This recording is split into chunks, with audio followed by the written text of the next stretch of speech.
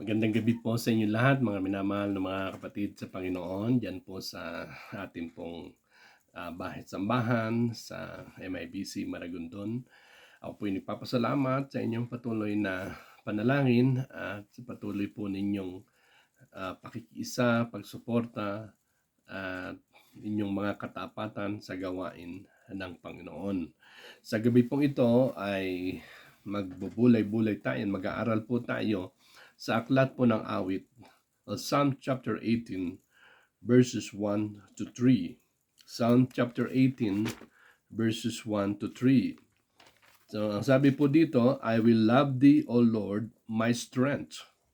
The Lord is my rock and my fortress, my deliverer, my God, my strength, in whom I will trust, my buckler and the horn of my salvation, my high tower. I will call upon the Lord, who is worthy to be praised. So shall I be saved from mine enemies. Now, ang ating pong pag-aaralan ngayon ay finding security and strength in the Lord.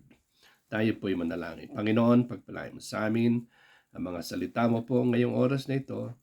Kayo po, Panginoon, ang siyang maitaas, mapapurihan, at makita po namin kayo sa liwanag na iyong mga salita at ang mga katotohanan na hatid at dulot nito na siyang pwede naming angkinin para sa aming kalakasan, karunungan, at para sa aming pagpapatuloy, Panginoon, para sa iyo, paglilingkod sa iyo. Salamat po na marami. Pundalangin namin sa iyo sa pangalan ni Jesus. Amen. So, pag tinignan po natin yung background nitong Psalm chapter 18, ito po ay awit na isinulat ni David, o sa madaling sabi, this is a Psalm of David o awit ni David matapos siyang iligtas ng Diyos mula kay Saul at sa iba pa niyang kaaway. Tatatandaan niyo po, siya ay hinahabol ni Saul sapagkat gustong wakasan ni Haring Saul ang kanyang buhay dahilan sa matinding inggit. At kaya nga po ito ay awit ng pasasalamat sapagkat doon po sa kanyang buhay siya po'y iningatan ng Panginoon.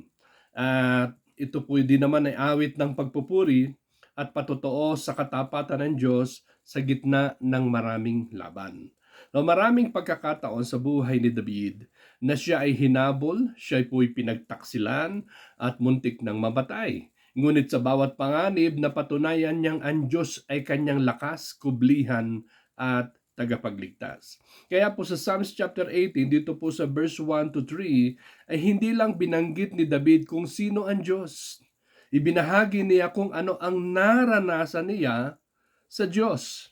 Kaya ang awit na ito ay paalaala sa atin na sa gitna ng anumang laban sa buhay, may Diyos tayong maaasahan. Kaya kapag tayo nasa sitwasyon, mabigat na sitwasyon, o maaring tayo nangangamba, o maaring may mga nakaabang na mga panganib, o kaya ay walang katiyakan at parang walang kasiguruduhan ang ating mga direksyon, ng ating patutunguhan, wala tayong ibang pupuntahan, wala tayong ibang sasaligan, wala tayong ibang lalong higit na pagtitiwalaan na siyang makapagsasalba sa atin, makapagbibigay ng kasiguruduhan at ng kalakasan sa ating buhay. Yan po'y wala iba kundi ang ating Diyos, ang ating Panginoon. Yung Diyos na kinilala ni David, yung Diyos na sinampalatayanan ni Haring David, ay siya din namang Diyos na ating sinampalatayanan siya ngayon. Yung Diyos ng Israel ay siya rin pong totoong Diyos sapagkat wala pong ibang Diyos maliban po sa Diyos ni Haring David at sa Diyos ng Israel. Kaya may mga panahon sa buhay na pakiramdam natin mahina tayo.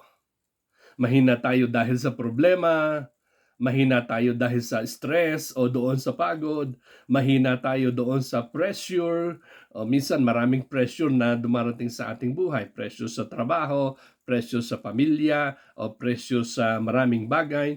Mahina dahil sa maaring heartbreak, dahil nabasag at maaring na heartbroken tayo.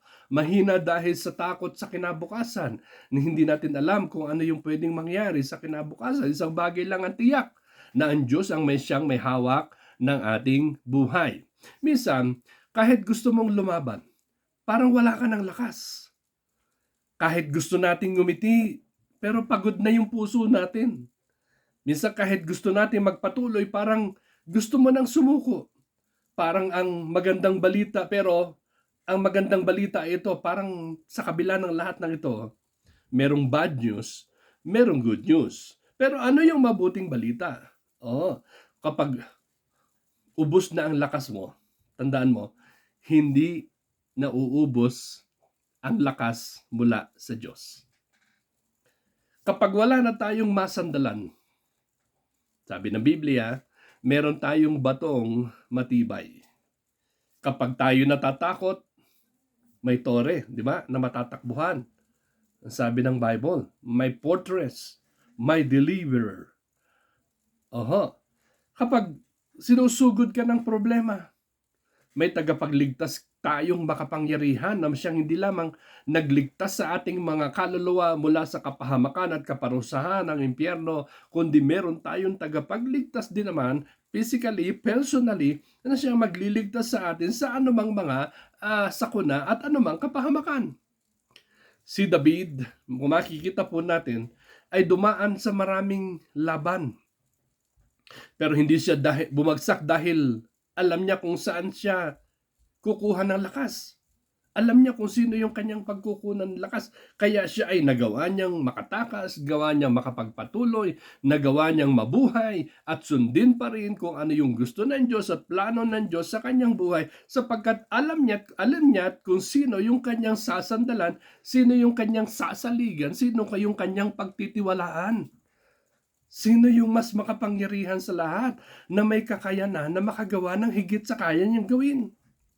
Kaya kapag tayo mga kapatid dumadaan sa ganitong mga mabibigat na sitwasyon ng ating buhay, kasi ang buhay Kristiyano hindi lang lahat maayos, hindi lang lahat maganda. Meron din problema, di po ba? Meron din karamdaman. Meron ding mga kahinaan, meron ding panahon na tayo ay nagagapi at tayo ay natatalo, meron panahon na tayo ay sabihin natin ay hindi natin mapaglabanan yung maraming mga gawa ng kaaway. Pero papasalamat tayo dahil merong Diyos na siyang nagtatagumpay para sa atin. Lalo't alam natin na siya ay kasama natin. Paano tayo magiging matatag sa gitna ng laban? Isa lang ho ang sagot dyan. Ang Diyos ang makikipaglaban para sa atin. Paano tayo magtatagumpay sa kabila ng mga kahinaan? Sabi ng Biblia, ang Diyos ang ating kalakasan. The Lord is our strength. Kaya dito po sa pag-aaral na ito, yung pangunahing idea o tinatawag na main idea ay ang Diyos ang ating ating lakas. Ang Diyos ang ating proteksyon. At siya yung kaligtasan sa bawat laban ng buhay. Kasi hindi lang naman tayo iniligtas ng Diyos sa parusa ng impyerno. Pero meron din Diyos na nagsasalba sa atin sa panahon ng mga kabigatan, sa panahon ng tayo ay lumulubog, sa panahon ng tayo ay nanghihina, sa panahon ng tayo nadarapa, sa panahon ng mga panganib, merong Diyos din na nagsasalba sa atin. Makikita natin yung controlling question, paano natin mararanasan ang katatagan at tagumpay sa Diyos sa gitna ng mga pagsubok. Una sa lahat, number 1, love the Lord as your strength. Kaya sabi doon sa verse 1, I will love thee, O Lord, my strength. So nagsimula si David, hindi sa problema, kundi sa pag-ibig sa Diyos. Bakit? Dahil kapag mahal natin ang Diyos, mas malakas ka kaysa sa circumstansyang hinaharap natin sa buhay natin. Ang tunay na lakas ay hindi nanggagaling sa salapi. Hindi nanggagaling sa tao o sa anumang talento. Ang tunay na kalakasan ay nanggagaling sa relasyon sa Diyos. Tama po ba? Na kapag mahal mo ang Diyos o mahal natin ang Diyos, lumalalim po yung pagtitiwala natin. Na kapag lumalim po yung ating pagtitiwala, lumalakas yung loob natin kasi alam nating hindi tayo nag-iisa. Alam nating meron tayong kasama. Paano natin iibigin ang Diyos na siyang kalakasan natin? Una, letter A, loving devotion. Ang pagmamahal sa Diyos ay hindi lamang sa salita, kundi sa commitment. Kahit may problema, mananatili kang tapat. Kahit may pagsubok, patuloy kang sumasamba. Ang pusong umiibig sa Diyos ay pusong hindi madaling matinag. Tandaan po natin yan. Kaya sabi ni David, I will love thee, O Lord, my strength. Pangalawa, lasting dependence. Kapag mahal mo ang Diyos, kapag mahal natin ng Diyos, matututo tayong umasa sa Kanya araw-araw. Hindi lang kapag emergency, hindi lang kapag gipit, kundi sa bawat araw ng ating mga buhay. Pangatlo, hindi lamang loving devotion, lasting dependence, makikita rin ho natin living delight. Living delight. Alam niyo yung taong umiibig sa Diyos masaya. Kahit may mga pakikipagbaka tayo araw-araw, kahit meron tayong struggles araw-araw, kung pagmahal natin ng Diyos, merong tuwa. Dahil ang pinagmumulan o yung tinatawag nating source of our strength, the source of our rejoicing, ay hindi sitwasyon, kundi ang Panginoon. Amen po. So kaya love the Lord as your strength. Makita natin may mga halimbawa sa banal na kasulatan.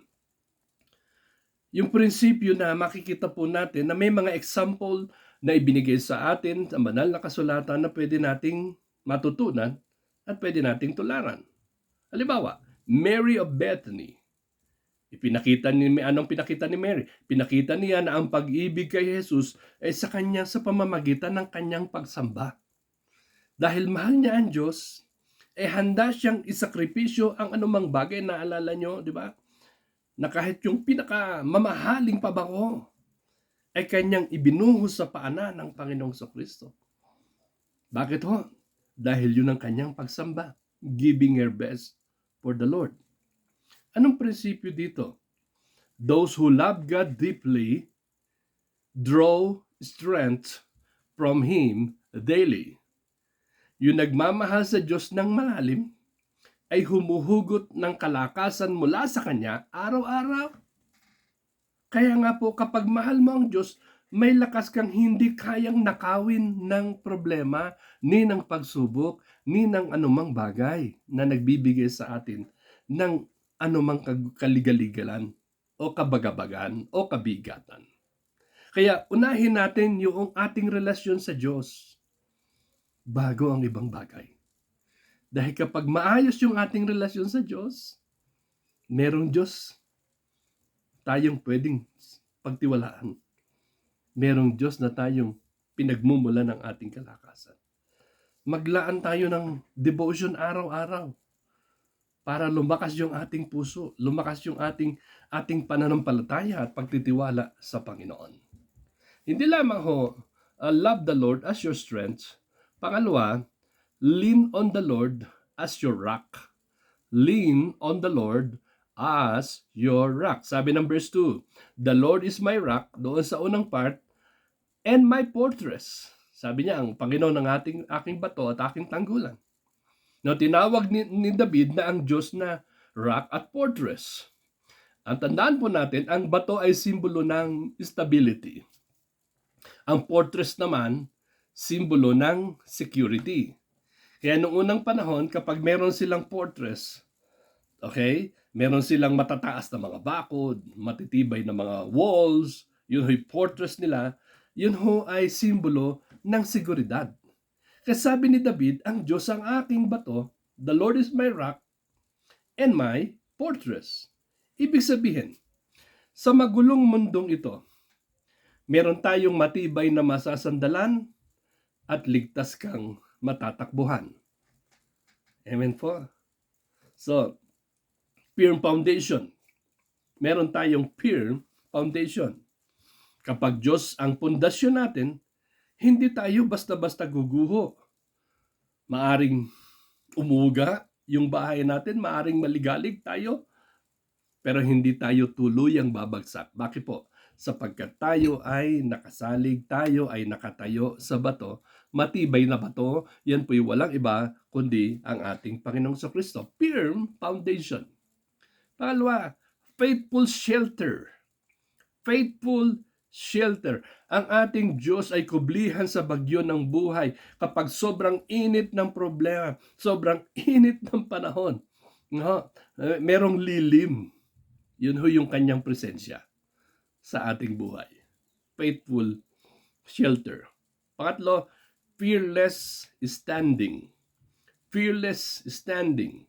Kapag alam mong protektado tayo ng Diyos, makakatayo tayo ng may tapang sa gitna ng laban.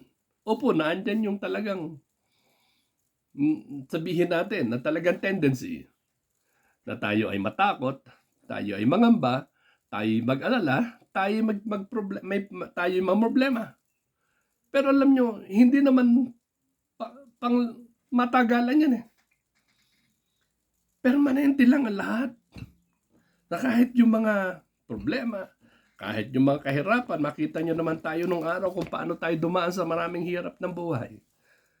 Yung paano natin pinagdaanan yung maraming mga hamon at pagsubok ng buhay. Pero nagpatuloy tayo sapagkat merong Diyos na tapat sa atin. Merong Diyos na hindi tayo binitawan. Merong Diyos na hindi tayo iniwanan sa lahat ng panahon. Kaya tayo nag-i-enjoy ng blessing ng Panginoon sa buhay natin. Sapagkat meron tayong Diyos na naging tapat sa atin sa lahat ng panahon.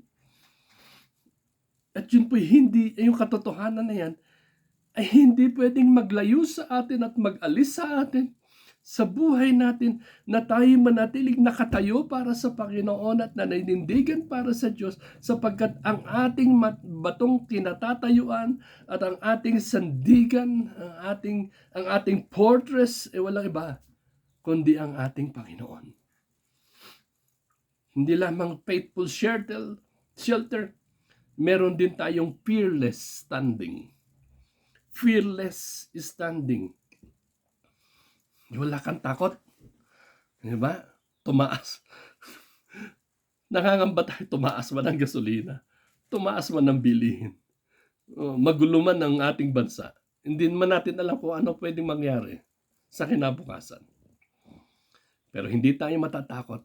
Mananatili tayo nakatayo sapagkat merong Diyos na nangangalaga at kumakalinga sa atin. Amen po. Kaya makita nyo, sa banal na kasulatan, kasi talagang tayo, mga believers tayo, mananampalataya tayo, dapat naniniwala tayo sa sinabi ng Biblia. Nagbabasa tayo ng Biblia, nakikita natin yung maraming mga halimbawa at mga katotohanan na sa ating pagbabasa, sa ating pag-aaral, sa ating pagpapatuloy bilang mga Kristiyano, napatunayan natin na kung ang Diyos ay naging tapat noon sa mga tao ng una sa Biblia, ay pwede rin sa atin hanggang ngayon. Halimbawa, si Noe. Okay? Sa kabila ng, sabi ng Panginoon, gugunawin ko ang mundo sa pamagitan ng tubig. Nagtiwala sa Diyos. Diba? Sinunod niya ang Panginoon. Kaya kahit sa gitna ng baha, dahil sumunod sila sa Panginoon, nalipol man ang lahat ng mga tao, pero nanatili silang buhay dahil merong plano ang Diyos sa kanilang buhay, dahil natutunan nilang sundin ang Diyos at pagtiwalaan ng Diyos sa kanilang buhay. Kaya kung tayo rin naman matutunan nating sundin at pagtiwalaan ng Diyos sa ating buhay, mahirap man ang sitwasyon, magulo man ang mundo, pero mananatili tayo sa Panginoon. Kaya ang prinsipyo, God is the safest place in the most dangerous seasons, ika nga. Ang Diyos ang pinakaligtas na lugar sa mga delikadong mga panahon. Yung panahon natin ngayon, napakadelikado. Sabi ng Biblia, we are in the perilous times in the last days. Pero kapag alam natin na ang Panginoon, ang siyang ating bato, ang siyang ating fortress, hindi tayo matitinag. So, kaya nga po, paano natin ito i-apply sa ating buhay? Ibase natin ang ating desisyon sa salita ng Diyos. Base your decisions on the Word of God. Okay? Lumapit tayo sa Diyos. Magtiwala tayo sa Diyos. Siya yung ating tatakbuhan sa anumang mga panahon ng kahirapan, kagibitan, ng kalumbayan, ng karamdaman. ng kahinaan, hindi tayo tatakbo at hindi tayo pupunta sa mali. Mananatili tayo sa Panginoon. So kaya, una, kita natin, love the Lord as your strength. Second, lean on the Lord as your rock. Then pangatlo, look to the Lord as your deliverer. Look to the Lord as your deliverer. Sabi doon sa Psalms chapter 18, doon sa verse 2, sa second part, my deliverer, my buckler. Ang sabi po ng salita ng Panginoon. Sabi dito, I will trust in whom I will trust. My buckler and the horn of my salvation and my high tower. I will call upon the Lord who is worthy to be praised, so shall I be saved from mine enemies. Look to the Lord as your deliverer. Hindi lamang protector ang Diyos, deliverer din siya. Siya rin ho yung hindi lamang siya nagpoprotekta, siya rin ho na nagliligtas sa mga panahon ng mga panganib. Sa panahon na andyan yung mga palaso ng kaaway, na andyan yung gawa ng kaaway. Siya yung magpoprotekta. Siya yung mag-aalis sa atin. May mga sitwasyon na hindi lang comfort ang kailangan natin. Minsan kailangan din natin ng rescue. Tama po? Bakit ho? Kasi ang Diyos ay dalubhasa sa pagliligtas. Hindi lamang tayo iniligtas yung ating kaluluwa, pero pwede din tayong iligtas sa anumang mga, alam nyo, di ba? Yung mabibigat na sitwasyon, delikadong panahon ng ating mga buhay. Naalala nyo, dumaan tayo sa mga panahon ng COVID. Prinotektahan tayo ng Diyos. Iningatan tayo ng Diyos. Sinamahan tayo ng Diyos. So dito makikita natin tatlong bagay. Una po, yung tinatawag na liberating power. Yung kapangyarihan ng Diyos. Kapag putulin ng Diyos ang tanikala ng takot, bisyo, kasalanan, at opresyon, kaya tayong palayain ng Diyos sa lahat ng yan. Pangalawa, yung tinatawag na lifting grace. Lifting grace. Kapag bagsak na tayo, Kanya tayong itataas sa biyaya ng Diyos. Kapag mahina tayo na ang tangi lamang natin nasasabi, Lord, please help me. Kapag lumulubog na tayo, ang tangi lamang natin nasasabi na parang kagaya ni Peter, Lord, save me. Panginoon, niligtas mo ako. Lord, help me. Lifting grace. Then makikita natin pangatlo, yung tinatawag na loyal defense. Siya yung shield na sumasalo sa atake ng kaaway. Parang kagaya ni Daniel, nung siya ay tinapon doon sa yungib ng mga leon. Siya ay niligtas ng Panginoon. Kaya nga ho, no bondage is stronger than God's delivering power. Kapag ang Diyos ang ating tagapagligtas, kahit may daan, kahit walang daan, gagawa ng Diyos ng daan para makatakas tayo. Mahirap man ang sitwasyon. Parang tila, hindi natin alam kung ano ang pwedeng mangyari. Nasa panganib, nasa kabigatan, nasa panahon ng kahinaan, natutokso tayo, bumabagsak tayo. Diyos pa rin ang siyang maghahango sa atin at magliligtas sa atin. Magsasalba sa atin. Amen po. Kaya ibigay natin sa Diyos ang mga sitwasyon na kung minsan ay parang imposible. Pwedeng gawin ng Diyos na posible. Manalangin lamang tayo na may expectation kasi alam natin gagawa ang Diyos. Pangapat at panghuli, lift up the Lord in praise. Lift up the Lord in praise. Sabi doon sa verse 3, I will call upon the Lord who is worthy to be praised. Tatawag ako sa Panginoon sapagkat siya'y karapat-dapat sa aking papuri. Kaya yung response o yung tugon ni David sa katapatan ng Diyos ay ano po? Papuri. Kapag pinupuri natin ng Diyos, tumataas lalo yung pananampalataya natin sa Panginoon at lumiliit yung mga problema sa paningin natin. Praise is warfare. Praise is surrender. Praise is confidence in advance. Aba, ano yung kailangan? Loud worship.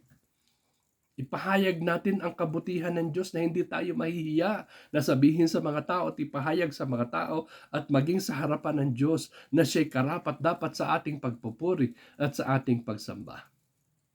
Lifted faith, hindi lamang po loud worship, lifted faith. Habang sumasamba ka, tumataas yung ating pananampalataya sa Diyos. Kaya hindi tayo dapat lumiliban sa pagsamba. Hindi maliban lang may karamdaman. Hindi tayo dapat lumiliban sa mga gawain ng Panginoon. Maliban lamang talagang merong sitwasyon na hindi tayo pwede at hindi tayo makadalo. Kasi dyan yung lalong magpapatatag at magpapatibay ng ating pananampalataya sa Panginoon. Kasi a true worshiper of the Lord is a strong in the Lord. Ang tunay na mananamba sa Diyos ay laging matibay at matatag at malakas mula sa Panginoon. Loud worship, lifted faith, and then lasting victory. Tandaan po natin, ang pusong mapagpuri ay pusong laging panalo sa loob kahit may laban sa labas. Diba? Laging yung puso natin may galak. Laging yung puso natin ay settled. Yung damdamin natin ay laging laan para sa Diyos. Nagtitiwala sa Panginoon. Pinagtitiwalaan ng Diyos sa lahat ng aspeto ng ating mga buhay. Anong makikita natin yung biblical example dito, si Paul and Silas, nakagapos, nakatanikala, nasa kabila ng nasa piitan, nakagapos na, nasa piitan na, nakatanikala pa, pero nagpupuri pa rin sa Panginoon. Ano nangyari? Gumawa ang Diyos, bumukas ang pintuan. At ano pang ginawa ng Diyos? Nagligtas pa ang Diyos ng kaluluwa. Doon sa Acts chapter 16, naalala nyo? Kaya nga po, yung pagpupuri, ini-invite niyan yung kapangyarihan ng Diyos sa anumang battle.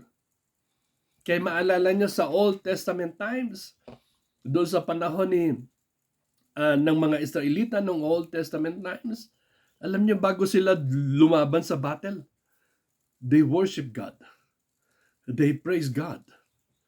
And they pray to God para mapaglabanan nila at mapagtagumpayan nila yung lahat ng battle. Even today, ganon sila ngayon. Kaya kahit tayo personally, ito ang tagline. Kapag pinuri mo ang Diyos, gumagalaw ang langit para sa atin. Gumagalaw ang langit para sa iyo. Kapag pinuri natin ang Diyos.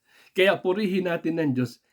Kahit hindi pa tapos ang problema, kahit may problema, praise God, tayo lang siguro yung mga uri ng tao na nakapagpupuri, nakapagpapasalamat sa Diyos kahit bigat na tayo. Samang-sama na yung ating kalooban. Hirap na tayo sa maraming mga sitwasyon. Pero alam natin kaya pa naman nating magpuri sa Panginoon. Gawin nating lifestyle ang worship. Not just Sunday activity. It should always be a daily activity in praising and worshiping the Lord. Kaya nga po, sa konklusyon nito, love the Lord as your strength. Lean on the Lord as your rock. Look to the Lord as your deliverer. Lift up the Lord in praise. Iangat natin siya. Kasi alam niyo ba, kapag tinataas natin ng Diyos, binibigyan tayo ng Diyos ng kagalakan lagi. Ito ang sikreto ng isang taong matatag sa gitna ng laban, sa gitna ng pagkikipagbaka. Kaya nga, kapag pagod ka na, siya yung kalakasan. Kung natatakot ka, siya ang ating matibay na bato at tanggulan. Kung tayo ay nakakulong sa mga problema, siya ang tagapagligtas natin. Ako naniniwala dyan. Kung meron kayong problema, ako rin napakarami kong problema. Pero ako naniniwala siya ang ating tagapagligtas. Kung wala ka ng ibang masabi pa, ang dapat lumalabas sa ating mga labi at ating mga bibig ay mga papuri sa Panginoon. Papuri sa Panginoon. Kaya nga itong awit 18:1-3 nagpapaalala sa atin, meron tayong Diyos na masasandalan, meron tayong Diyos na matatakbuhan, meron tayong Diyos na matatawagan, merong Diyos tayong pupurihin. Huwag kang sumuko, huwag manatili sa takot. Dahil kapag ang Panginoon ang siyang ating kalakasan, ang laban ay hindi katapusan. Ito ang simula ng ating mga patotoo sa ating buhay. Pagpalain nawa tayo ng Panginoon. Tayo po'y manalangin. Panginoon, salamat po ng marami. Salamat sa iyong salita. Kayo po ay gumawa, mangusap, kumilos sa aming mga puso't buhay. Kayo magpala, Panginoon, sa bawat isa sa amin. Pagkalooban kami ng kalakasan, ng katagumpayan. Lagi mo kaming isalba, Panginoon, sa lahat ng anumang mga sirkumstansya, Panginoon. Anumang sitwasyon na hindi mabuting pinagdadaanan namin, anumang problema, anumang mga pangailangan, alam namin, kayo Diyos ang sapat sa lahat ng bagay. Salamat po ng marami. Pinupuri namin kayo, pinapasalamatan. Ito po ang aming dalangin sa pangalan ni Jesus. Amen at amen. Magandang gabi po sa inyo lahat. Magpatuloy po tayo. Salamat po sa kabutihan ng Diyos sa ating mga buhay. God bless you po.